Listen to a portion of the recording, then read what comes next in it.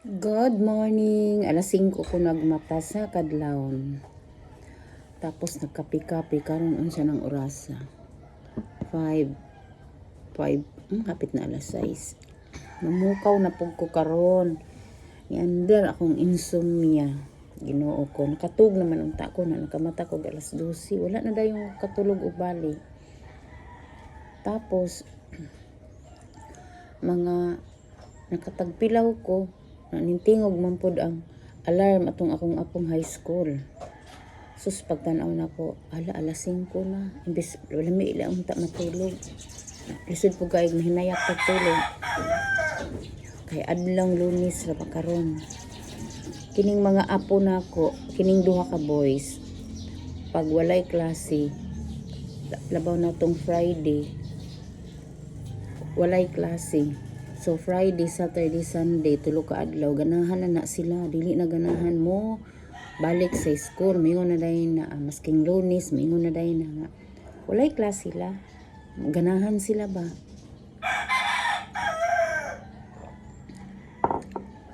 Sa totoo lang, na-stress ko.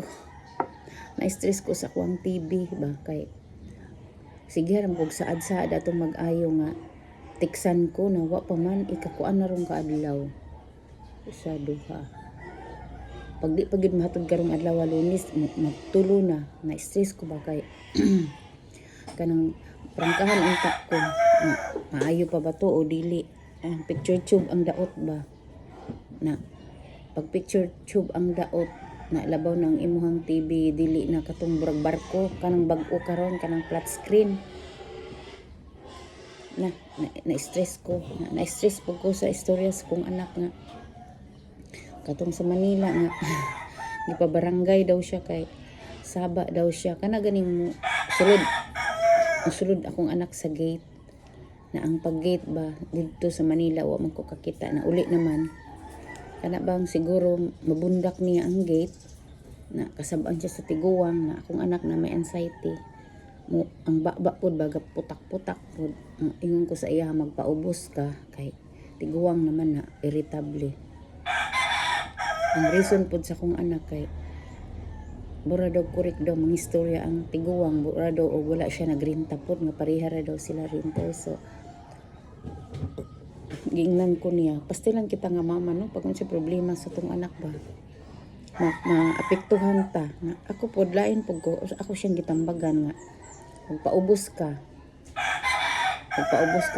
mag-istorya mo sa barangay na nag-chat ko kumanggod siya naka-online mga 6 hours na. So akong giisip-isip na unsa ka to na kuan ko ba kanang nag-abot ang akong giisip-isip na siyempre idaran na ta ako radi ay aning idaran na mag-isip-isip ko nga hoy na unsa ka to.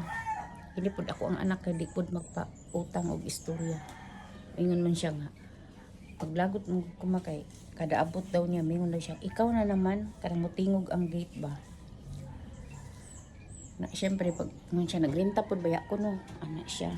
Na wala daw yaw-yawan daw kuno siya. Man ang usahay daw iyan lang daw kuno sa palaguton ko dili mag-ingon ana uy syempre ato jung tambagan kay wala ra ba siya ra isa dito sa Manila wala siya ka.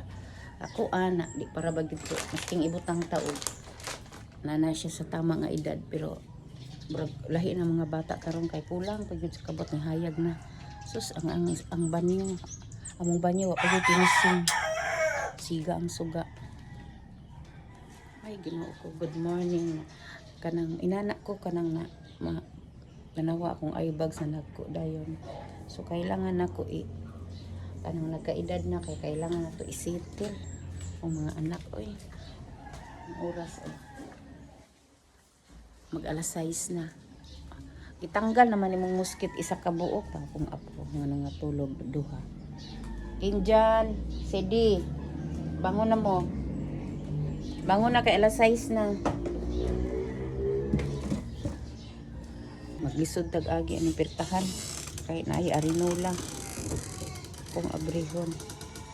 Bangon na na Lunes man ron gawas ko na lang ning arinola oy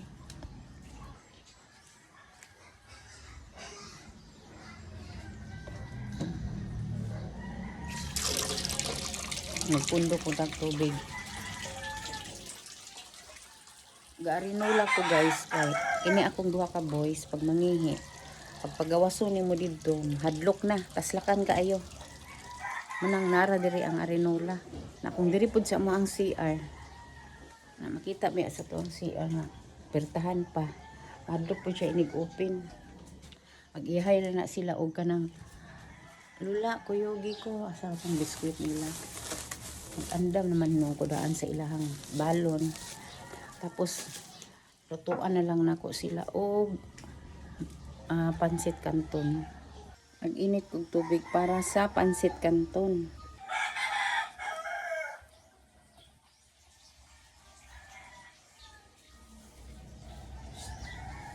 Sige. Hawa ming, hawa ming. Meow. Hawa di, hawa di. Hawa. Ito ka. Mata na mo, mata na.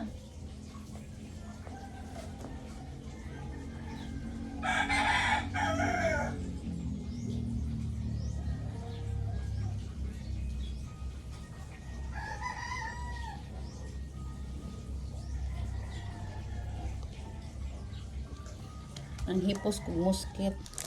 Kanilang ang pamahawon sa akong apo. Kung high school.